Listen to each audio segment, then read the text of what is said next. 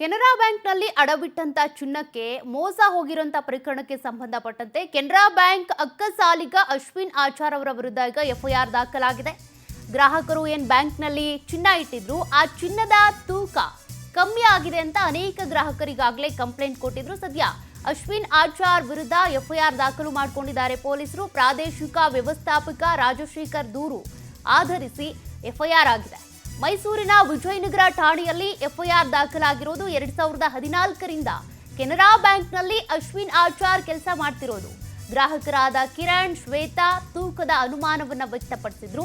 ದೂರುಗಳ ಆಧಾರದ ಮೇಲೆ ಈಗ ಪರಿಶೀಲನೆ ನಡೆಸಿದ ಬ್ಯಾಂಕ್ ಸಿಬ್ಬಂದಿ ಗ್ರಾಹಕಿ ರಾಧಾ ಅಡವಿಟ್ಟ ಚಿನ್ನದಲ್ಲಿ 3.573 ಗ್ರಾಂ ವ್ಯತ್ಯಾಸದ ದೂರಿದೆ.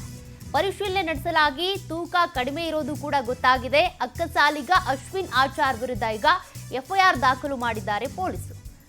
ಗ್ರಾಹಕರು ಚಿನ್ನವನ್ನ ಕಷ್ಟದ ಸಂದರ್ಭದಲ್ಲಿ ಅಡಮಾನ ಇಟ್ಟಿರ್ತಾರೆ. ಅದು ಕೂಡ ಬ್ಯಾಂಕ್ ತುಂಬಾ ಸೇಫ್ ಅಂತ, ಬೇರೆ ಎಲ್ಲೋ ಇಡೋದ್ರ ಬದಲು, ಚಿನ್ನದ ಅಂಗಡಿಲಿ ಇಡೋದ್ರ ಬದಲು ಬ್ಯಾಂಕಲ್ಲಿ ಇಟ್ಟಿರ್ತಾರೆ. ಆದರೆ ಬ್ಯಾಂಕ್ ಅವರೇ ಮೋಸ ಮಾಡಿದ್ರೆ ಹಿಂಗೆ, ಕೆಲವೊಂದು ಚೈನ್ಗಳಲ್ಲಿರುವಂಥ ಗುಂಡುಗಳನ್ನು ತೆಗೆದುಕೊಂಡಿದ್ದಾರಂತೆ, ಇನ್ನೂ ಕೆಲವೊಂದು ಚೈನ್ಗಳಲ್ಲಿ ಕಟ್ ಮಾಡ್ಕೊಂಡು ಬೆಸಿಗೆ ಹಾಕಿಟ್ಟಿದ್ದಾರಂತೆ. ಈ ಎಲ್ಲ ಆರೋಪಗಳನ್ನು ಗ್ರಾಹಕರು ಮಾಡ್ತಾ ಇರೋದು. ಸದ್ಯ ಈಗ ಆ ಬ್ಯಾಂಕ್ನಲ್ಲಿ ಕೆಲಸ ನಿರ್ವಹಿಸ್ತಾ ಇದ್ದಂಥ ಅಕ್ಕಸಾಲಿಗ ಅಶ್ವಿನ್ ಆಚಾರ್ ವಿರುದ್ಧ ಎಫ್ಐಆರ್ ದಾಖಲು ಮಾಡಿಕೊಂಡಿದ್ದಾರೆ ಪೊಲೀಸರು.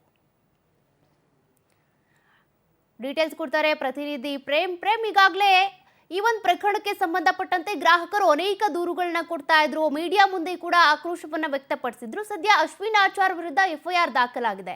ಎಫ್ಐಆರ್ ನಲ್ಲಿ ಏನೆಲ್ಲ ಉಲ್ಲೇಖ ಆಗಿದೆ? ಸೌಖ್ಯ ಮೈಸೂರು ಜಿಲ್ಲೆಯ ಇನ್ಕಲ್ನ ಬಳಿ ಇರುವಂತಹ ಕೆನರಾ ಬ್ಯಾಂಕ್ ಏನಿದೆ, ಇಲ್ಲಿ ಗ್ರಾಹಕರಿಗೆ ಚಿನ್ನದ ಒಂದು ಮೋಸ ಆಗಿರುವಂತದ್ದು.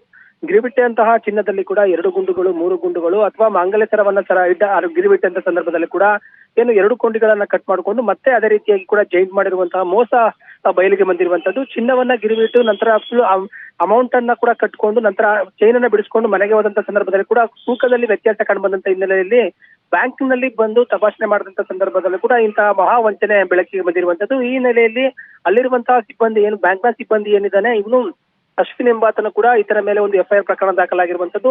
ಕಳೆದ 4 ದಿನಗಳಿಂದ ಹಲವಾರು ಗ್ರಾಹಕರು ತಮ್ಮ ಬ್ಯಾಂಕ್ ನಲ್ಲಿಂದ ಬಿಡಿಸಿಕೊಟ್ಟು ಹೋದಂತಹ ಚಿನ್ನವನ್ನ ಕೂಡ ತೂಕ ಮಾಡಿಸ್ತಾರೆ. ಅಲ್ಲದೆ ಕೂಡ ಬ್ಯಾಂಕ್ ನಲ್ಲಿ ಇರುವಂತಹ ಚಿನ್ನವನ್ನು ಕೂಡ ಪರಿಶೀಲನೆ ಮಾಡೋದಕ್ಕೋಸ್ಕರವಾಗಿ ಸಾಕಷ್ಟು ಗ್ರಾಹಕರು ಬಂದು ಬ್ಯಾಂಕ್ ನ ಮುಂದೆ ಮುತ್ತಿಗೆ ಹಾಕುವಂತ ಮಾಡಬಹುದು ಮತ್ತೆ ಪ್ರತಿಭಟನೆಗೆ ಕೂಡ ಮುಂದಾಗಿದ್ರು.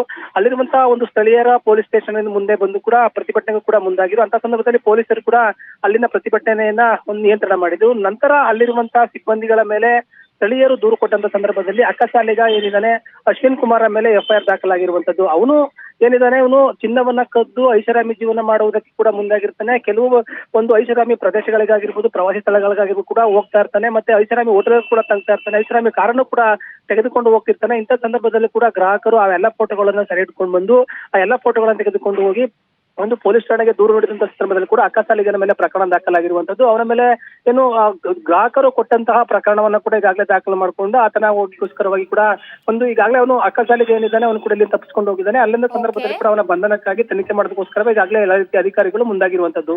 ಸೌಖ್ಯ, ಥ್ಯಾಂಕ್ ಯು ಪ್ರೇಮ್ ಡೀಟೇಲ್ಸ್ಗೆ.